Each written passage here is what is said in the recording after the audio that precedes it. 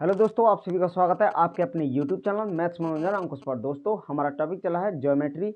इसमें दोस्तों अभी तक हमने आपको लाइन एंड एंगल्स के बारे में बता दिए हैं और आज हमारा टॉपिक चलेगा दोस्तों त्रिभुज। तो चलिए जान लेते हैं। पहले हम दोस्तों जान लेते हैं कि ज्योमेट्री में हम क्या क्या जानने वाले हैं। तो देखिए, ज्योमेट्री में हमें जानना होता है रेखा एवं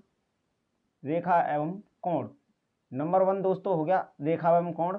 नंबर 2 हो जाएगा, इसमें लेंगे त्रिभुज, जो कि आज हम इसके बारे में जानेंगे दोस्तों, त्रिभुज के बारे में।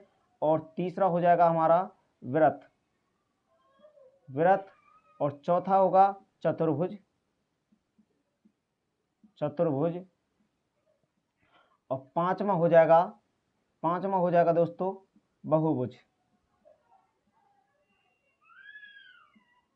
बहुभुज। ठीक है दोस्तों, तो हमें ज्योमेट्री में इनके बारे में ही जानना है। तो हमने इसमें दोस्तों रेखा एवं कोण के बारे में आपको सारा बता चुके हैं, शुरू से बेसिक से हमारा इस पर प्लेलिस्ट बना हुआ है। तो आज बताएंगे हम त्रिभुज के बारे में। तो दोस्तों त्रिभुज क्या होता है? त्रिभुज क्या होता है कि तीन भुजाओं से बंद घिरी हुई आकृति को ही त्रिभुज कहते हैं। तीन भुजाओं से घिरी हुई बंद आकृति को ही त्रिभुज कहते हैं। ठीक है दोस्तों, अब देखिए कैसी होती है वो त्रिभुज। जैसे ये देखिए, ये होता है हमारा त्रिभुज। कैसा होता है त्रिभुज? ये हो गया तीन भुजाओं से। तीन भुजा क्या है? 1 2 3। ठीक है, 1 2 3, ये तीन भुजा होती हैं दोस्तों त्रिभुज में। तो ये त्रिभुज में हम इसमें दे सकते हैं ए बी सी, ये नाम दे सकते हैं। तो ये भुजा हो गई हमारी ए से बी, यहाँ से यहाँ तक ए से बी तक ये भुजा हो गई हमारी। ठीक है, और इसके बाद में एक क्या है, एक ये हो गई और ये हो गई बी सी दूसरी भुजा हो गई।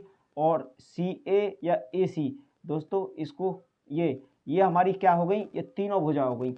अब इन तीनों भुजाओं से जो बंद आकृति जो बनी, उसी को त्रिभुज कहते हैं दोस्तों। तो ये हो गया हमारा बात त्रिभुज के बारे में। अब दोस्तों त्रिभुज कब बनता है ये जान लेते हैं। देखिए त्रिभुज कब बनेगा दोस्तों, एक बात जानिएगा। जैसे देखिए यहाँ ले लेते हैं हम 3 और 4 और यहाँ ले लिए 7। ठीक है, क्या ये त्रिभुज होगा? तो देखिए अब इसमें माना दोस्तों ये 3 4 7 है, ये भुजा दे रखी है हमें, भुजा हो गई 3 4 7। तो इसमें हमारा ले लेते हैं, पहले लेते हैं 7 सेंटीमीटर लेते हैं। माना कि ये हमारी हैगी 7 सेंटीमीटर। तो ये हमने ये तो ले लिया 7 सेंटीमीटर। अब हमारे पास दो भुजा बची 3 और 4। क्या ये इससे हमारा त्रिभुज बनेगा? तो देखते हैं दोस्तों। हाँ, एक बात जानिएगा कि अगर हमारी कोई भी दो भुजा का योग तीसरी भुजा से ज़्यादा होना चाहिए, ज़्यादा होगा तो इस कंडीशन में हमारा त्रिभुज बन जाएगा। अगर नहीं बराबर हो या कम हो तो हमारा त्रिभुज नहीं बनेगा। इसको जान लीजिएगा, क्वेश्चन पूछ लिया जाता है। तो अब लेते हैं 3 सेंटीमीटर। माना कि यहाँ से चले हम और यहाँ तक हो गई ये 3 सेंटीमीटर। कहाँ तक? यहाँ से यहाँ तक। ठीक है, यहाँ से यहाँ तक हो गया ये 3 सेंटीमीटर। ठीक है, 3 सेंटीमीटर। अब ले लेते हैं 4 सेंटीमीटर। यहाँ से यहाँ तक ले लिए, यहाँ से यहाँ तक 7 है ना पूरा, तो यहाँ से यहाँ तक अब ये क्या हुआ 4 सेंटीमीटर। ठीक है, 4 ये हुआ, 3 ये हुआ, और टोटल कितना था? ये टोटल कितना था दोस्तों? टोटल था हमारा 7 सेंटीमीटर। क्या त्रिभुज बना हमारा? त्रिभुज बना? नहीं बना दोस्तों। क्यों नहीं बना? क्योंकि ये इसके बराबर ही हो गया। त्रिभुज जब ही बनेगा जब हमारा जो है दो भुजाओं का योग तीसरी भुजा से ज़्यादा हो जाएगा। लेकिन यहाँ क्या हो रहा है कि तीसरी भुजा के बराबर हो रहा है। कैसे हो रहा है? ये देखिए, ये 7 है और 4 और 3 7 है, ये भी 7 हो रहा है, ये भी 7 हो रहा है, यानी बराबर हो रहा है। तो ये तो बराबर पूरा लाइन इसी लाइन के ऊपर हो गया, इसी लाइन के ऊपर हो जाएगा दोस्तों। ये हमने अलग से ऊपर को बता दिया है। इसी लाइन पर 3 सेंटीमीटर यहाँ तक गया तो यहाँ तक ये हो गया, और 4 सेंटीमीटर इधर से आया तो ये यहाँ तक बराबर हो गया, यानी 3 और 4। और ये टोटल कितना था? 7 सेंटीमीटर। तो ये इसके बराबर हुआ। त्रिभुज बना? नहीं बना। अब दोस्तों इससे कम भी होता, जैसे मान लेते हैं कि ये 2 होता, 4 होता, फिर भी नहीं बनता।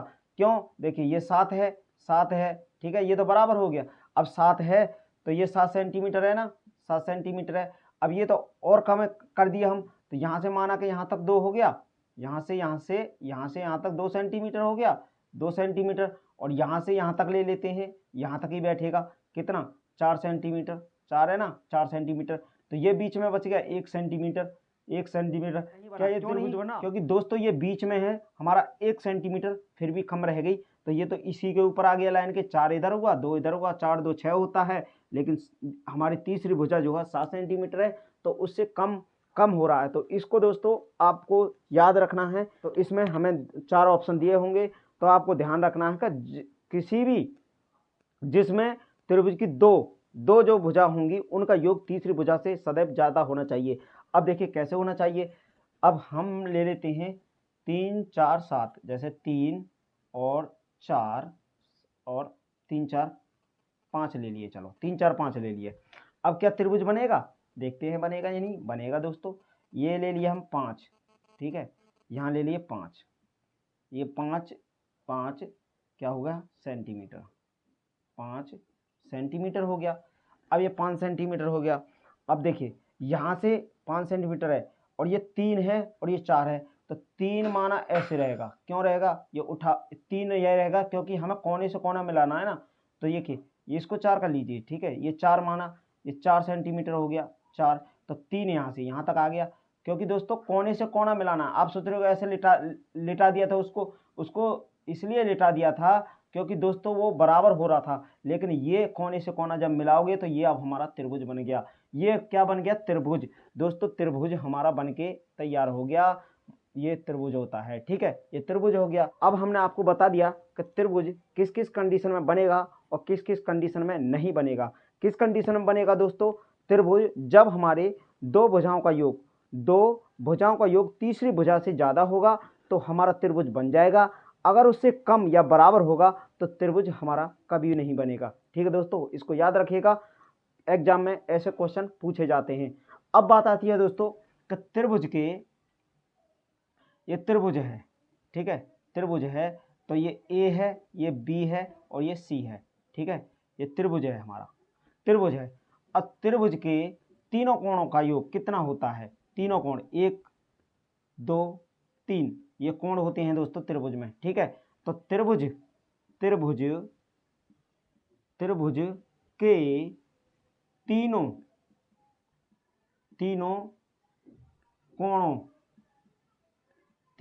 कोणों का योग 180 डिग्री होता है, ठीक है दोस्तों, होता है। अगर कोई भी त्रिभुज है दोस्तों, छोटा है बड़ा है कुछ भी है, तो उसके जो तीनों कोण होंगे, तीनों कोण कौन कौन से हैं, ए बी सी, ये तीनों कोण हैं दोस्तों। तो ए बी सी, ठीक है, इसके तीनों कोण हैं, तो इसमें क्या है कि इसके तीनों कोणों का योग जो हो जाएगा वो 180 अंश होगा, 180 अंश होगा तीनों कोणों का योग।